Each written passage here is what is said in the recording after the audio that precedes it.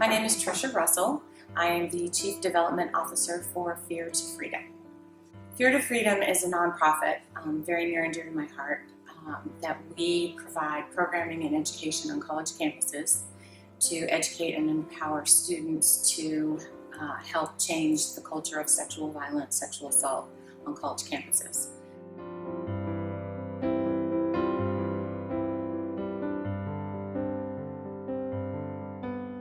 So one of our programs is the Hour to Empower, where the students actually pack aftercare kits for victims of sexual assault, sexual violence, child abuse.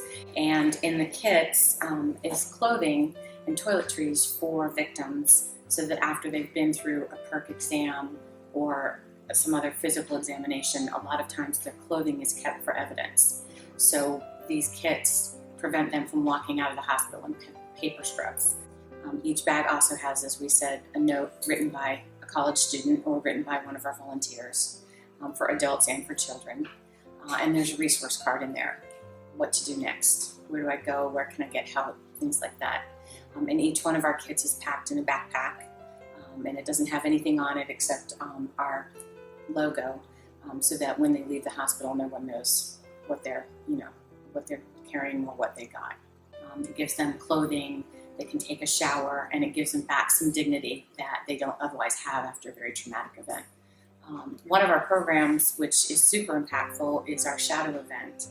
And at the shadow event, we have up on a stage multiple victims who will tell their story. Will tell what happened to them, and they're hidden behind a screen, so you can't actually see their faces. And they do we do this event on a college campus. So the students are in the audience, they're hearing the stories, they're hearing what happened, and they're never the same. They're all different, how they got where they are.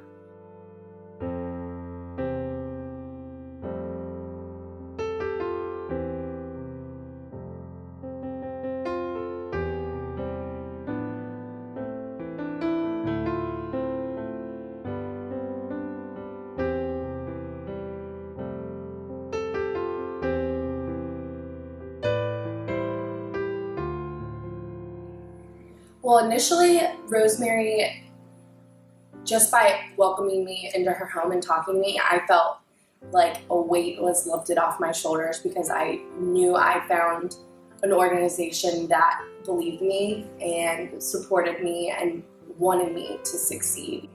Everyone heals differently, and how Fear to Freedom helped me might be different than how it would have helped someone else.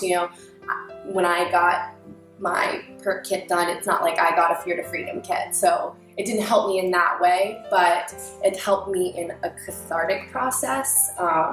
It allowed me to kind of talk about what had happened in a more public setting.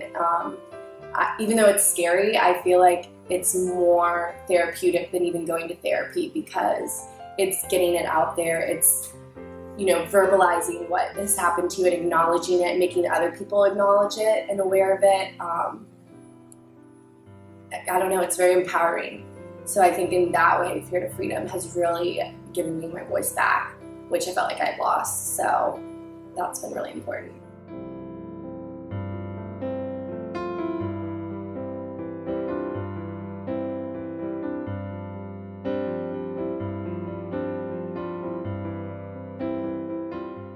Part of what we do is very emotional. It's very heart-wrenching when you hear from these students that are 18, 19 years old that just went to a party with friends and then woke up somewhere they weren't supposed to be or didn't think they should be. But when you look into the face of an 18-year-old who's basically broken, it's very hard, and that's why we do what we do, and that's why we put these kits together and why we put the programming together to educate the students.